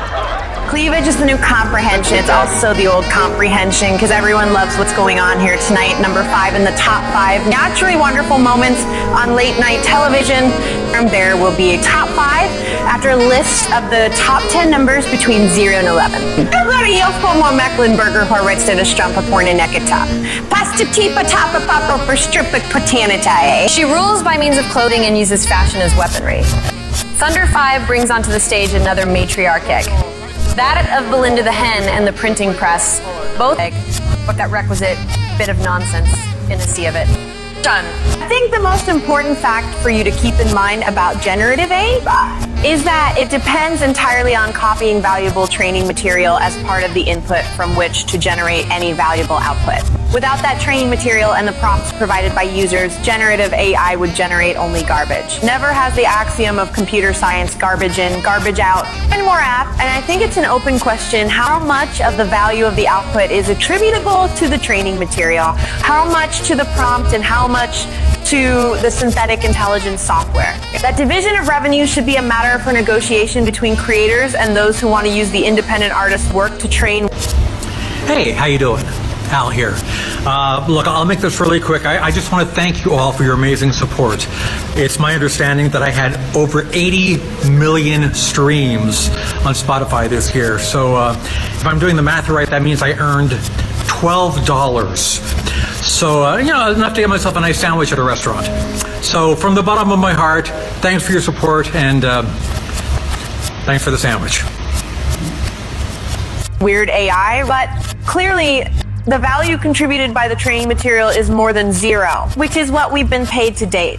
OpenAI, for example, has received $1 billion in venture capital, none of which has been passed on to the authors of the training corpus, even though without that training corpus, ChatGPT would be worthless. Even if the software and the prompts have contributed as much. Matt, let me address the Google Books case and some of these other cases that we're talking about because I think if there's anything the Copyright Office takes away from this listening session, it should be this: the Google Books case could not be more different than what we have going on here.